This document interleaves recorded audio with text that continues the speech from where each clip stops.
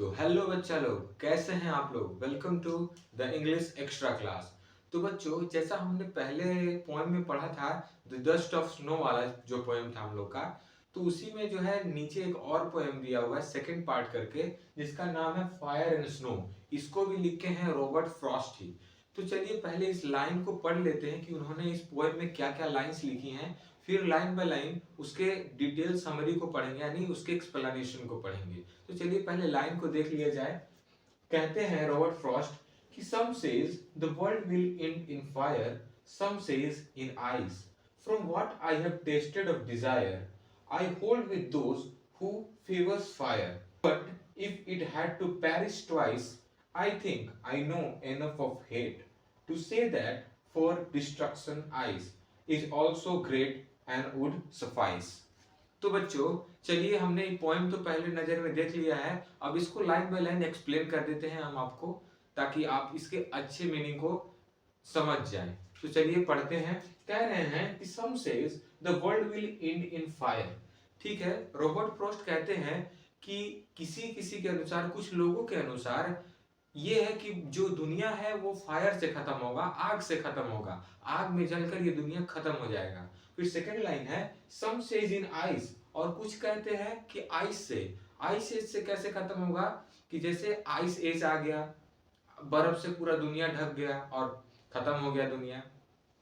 फिर आगे कहते हैं for what I have tested of desire, I hold with those who favours fire.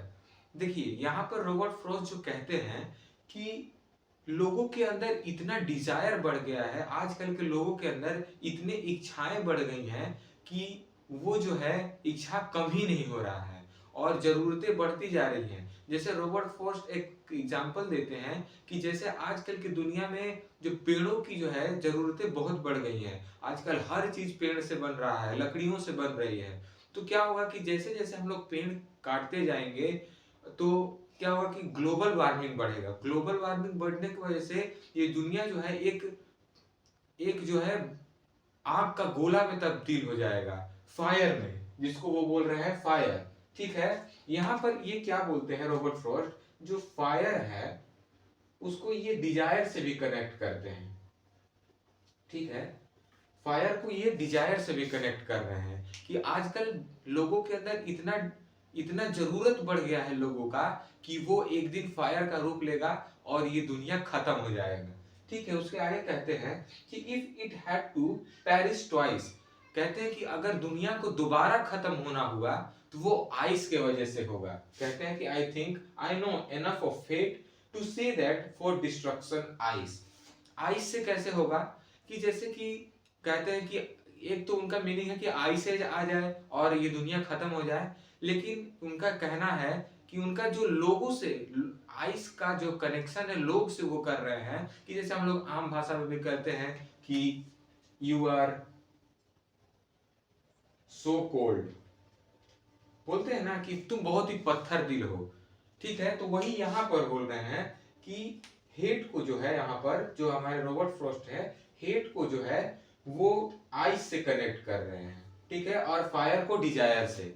ठीक है, तो वो कह रहे हैं कि लोगों के अंदर इतना हेट बढ़ते जा रहा है, ईर्ष्या बढ़ते जा रहा है कि वो जो है जैसे बोलते हैं ना हम लोग कि यू आर सो कोल्ड, तुम बहुत ही पत्थर दिल हो। लोग इतने पत्थर दिल होते जा रहे हैं कि वो एक दूसरे के बीच का प्रेम भूल चुके हैं, कैसे रहना है, मानवता कैसे दिखाना है किसी के ऊपर, वो सब कुछ भूल चुके हैं।